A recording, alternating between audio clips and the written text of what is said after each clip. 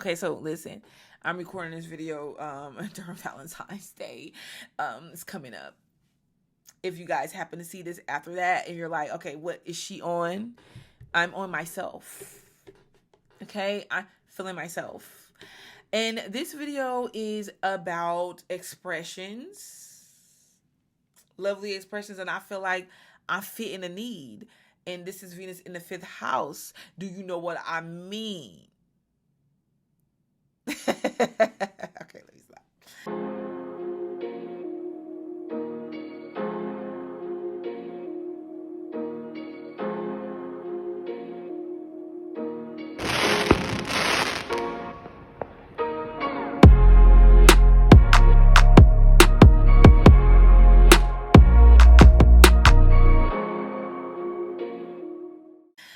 Okay, so Venus in the fifth house, Synastry, is very, very dramaful, but they love it.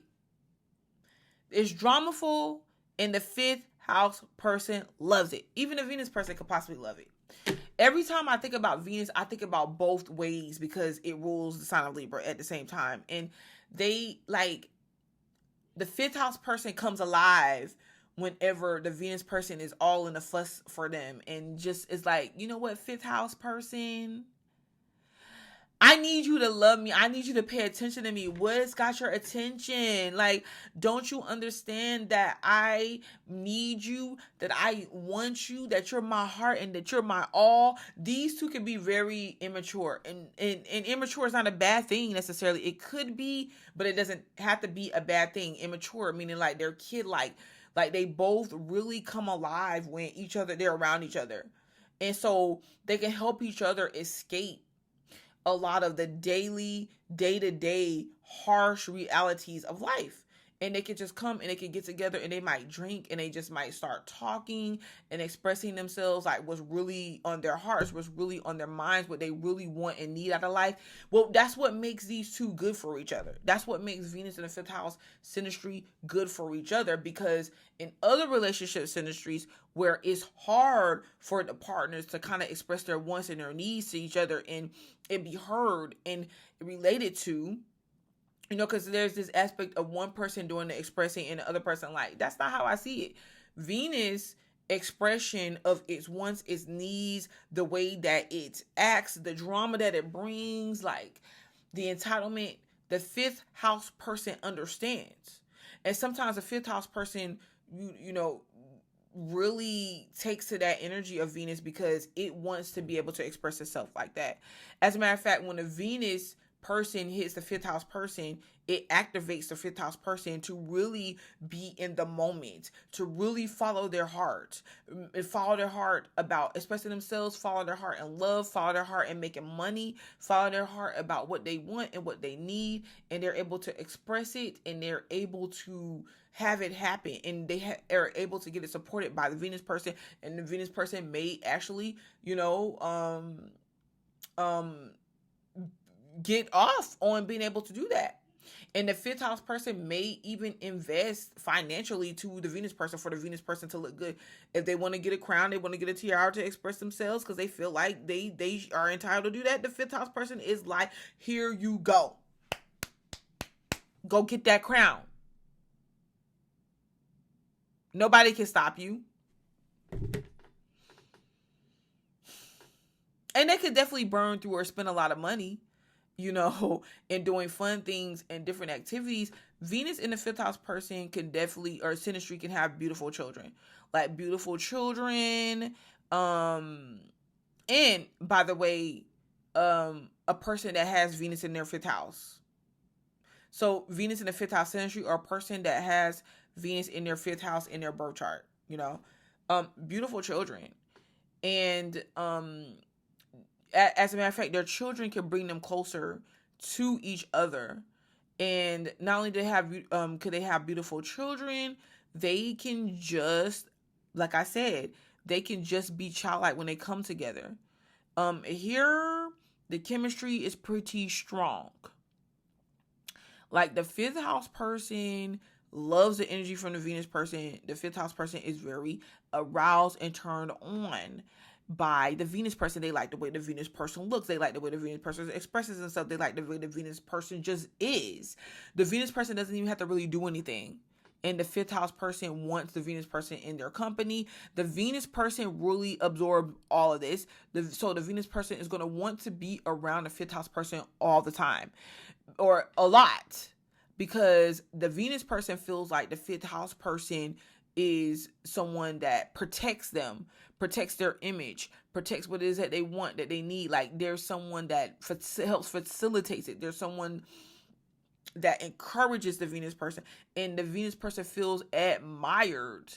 They feel admired that by the fifth house person. The fifth house person makes the Venus person feel very confident, because it is always complimenting the Venus person, and the Venus person makes the fifth house person feel very confident, because the fifth house person is kind of like, dang, why does, like, all this love and attention, like, why does, or acceptance more than anything, like, why does he want me, or why would she want me? Because the Venus person can see, the fifth house person can see the Venus person as very beautiful and like out of their league some kind of way, but it works, and it works really good if the Venus person is a female and the fifth house person is a male. But this admiration for each other turns into like physical. You know, they're touchy feely. This is how you can get pregnant with this aspect, and you can have multiple children if you're not careful. Okay. Because it turns in this admiration and this energy that radiates this, and there could be a deeper energy there, or connection there too, because we're dealing with the heart energy. If you got Venus and Leo in somebody's fifth house, wow, you know, that's dramaful, but you could be connected heart, like in the heart chakra, you know. My point is that these two can become touchy, feely, intimate, at least to the physical aspects of things, you know, to where they are definitely sexually involved. They can be willing to try things too.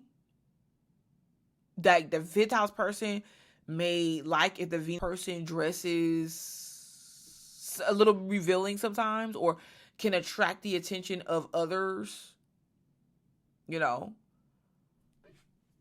This can send, I want to talk realistically. Is that okay?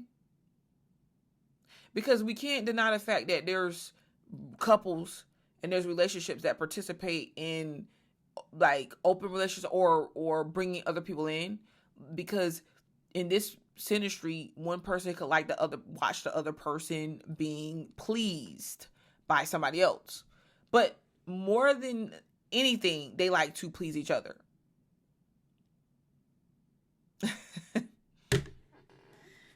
It can be dramaful when arguments happen or disagreements happen. It can be very dramaful for no reason. This is when emotions fly high. One person can vandalize the other person's property. There could be jealousy could come up if it's a situation, because let's say the house person is like, okay, like, I get it, Venus is beautiful, you know, I don't want anybody else really. It's not that. I feel like it depends on the people that's involved, because it could be an element of like, I don't want anybody else to possess Venus. You get what I'm saying? Like, and Venus could feel like if the attention is not on them, then where is the fifth house person giving their attention to? So this can become codependent in a negative way as well. So it's best that you guys practice some form of interdependence, to where and like putting your attention and focus elsewhere too, like having some type of hobby or something. If it's activating the heart, there has to be some type of something that you want to put your heart towards or put your heart in, to work towards or be part of, so that you're not really focusing your time and attention on each other all the time, because that could be the case here.